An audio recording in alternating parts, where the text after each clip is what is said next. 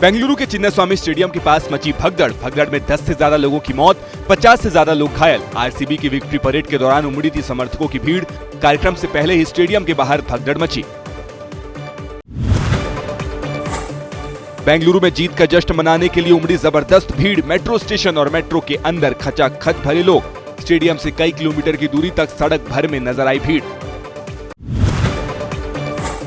जीत के जश्न के दौरान मची भगदड़ पर बोले कर्नाटक के deputy CM DK Shiv Kumar. भगदड़ क्यों हुई इसकी जांच होगी। प्रशासन को दोषी ठहराना सही नहीं, सभी से शांति बनाए रखने की अपील की। देश में जल्द शुरू होगी जाति जनगणना। 16 जून को सरकार जारी करेगी अधिसूचना। 1 अक्टूबर 2026 तक हिमाचल प्रदेश, उत्तराखंड, जम्मू कश्मीर, लद्दाख में जनगणना पूरी होगी और 1 मार्च 2027 तक बाकी सभी राज्यों में जनगणना पूरी हो जाएगी। 21 जुलाई से शुरू होगा संसद का मॉनसून सत्र। 12 अगस्त तक चलेगा सत्र। नियमों के तहत सरकार चर्चा कराने के लिए तैयार। प्रधानमंत्री नरेंद्र मोदी और ऑस्ट्रेलिया के डिप्टी पीएम रिचर्ड चार्ल्स की मुलाकात। व्यापार रणनीतिक साझेदारी को और मजबूत बनाने पर हुई दोनों के बीच सार्थक चर्चा। नरेंद्र सरेंडर वाले राहुल के बयान पर तेज हुआ घमासान। बीजेपी नेता सुधांशु त्रिवेदी बोले, ओछी राजनीति करते हैं राहुल। सरेंडर शब्द का इस्तेमाल करके सेना को अपमानित किया। पाकिस्तान में हो रही है राहुल की चर्चा। बीजेपी के राहुल गांधी पर हमले के बाद कांग्रेस ने फिर उठाए सवाल। कहा, ट्रंप के बयान पर क्यों चुप है पीएम। बीजेपी का इतिहास कायरतापूर्ण, विपक्ष का काम है सवाल पूछना। पाकिस्तानी वायुसेना ने JF-17 फाइटर जेट और C-130J सुपर हरकुलिस ट्रांसपोर्ट विमानों के रिपेयर और स्पेयर पार्ट्स के लिए निकाले टेंडर। माना जा रहा है कि ऑपरेशन सिंदूर में क्षतिग्रस्त हुए थे ये विमान।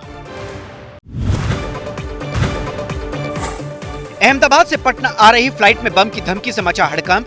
लैंडिंग के बाद एयरपोर्ट पर तैनात सुरक्षा कर्मियों और बम निरोधक दस्ते ने चलाया सर्च अभियान। छानबीन में बम की धमकी निकली फर्जी।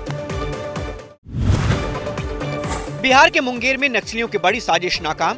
करीब 7 किलो के IED बम को किया नष्ट। सड़क के किनारे लगाया गया था विस्फोटक। ऑपरेशन सिंदूर को लेकर भारत नेपाल बॉर्डर पर भी अलर्ट। पूर्वी चंपारण के रक्सौल से पुलिस ने चीनी नागरिक समेत नेपाली गाइड को किया गिरफ्तार। ऊर्जा क्षेत्र की दिग्गज कंपनी फ्रांस की टोटल एनर्जीज ने किया अदानी ग्रीन के साथ सहयोग बनाए रखने का वादा। वाणिज्य और उद्योग मंत्री पीयूष गोयल के साथ हुई बैठक में टोटल एनर्जीज के चेयरमैन और CEO पैट्रिक पोयाने ने कहा, company Adani green energy limited के विकास और विस्तार में साथ देने के लिए प्रतिबद्ध है। अदानी ग्रीन की क्षमता अभी 14 गीगावाट है। पटना में जेडीयू कार्यालय के बाहर फिजिकल एजुकेशन के टीचर्स ने किया प्रोटेस्ट। शिक्षा मंत्री सुनील कुमार का घेराव भी किया। फिजिकल एजुकेशन के टीचर सरकारी स्कूलों में 8,000 रुपए पर कर रहे हैं नौकरी। मुजफ्फरपुर में नाबालिग से दुष्कर्म और हत्या मामले में कांग्रेस कार्यकर्ताओं का हल्ला बोल। पटना में स्वास्थ्य मंत्री मंगल पांडे के आवास का किया घेराव। मंगल पांडे की तस्वीर पर कालिक भी पोती। ग्रेटर नोएडा में टोल प्लाजा पर हंगामे के दौरान महिला टोल कर्मी के साथ की गई अभद्रता। धक्का मारकर महिला टोल कर्मी को हटाया। स्थानीय लोग और किसान अपनी मांगों को लेकर पहुंचे थे।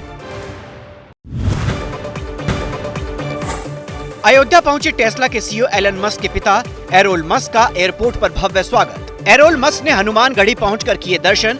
भारतीय संस्कृति की तारीफ करते हुए कहा, भारत एक अद्भुत जगह है।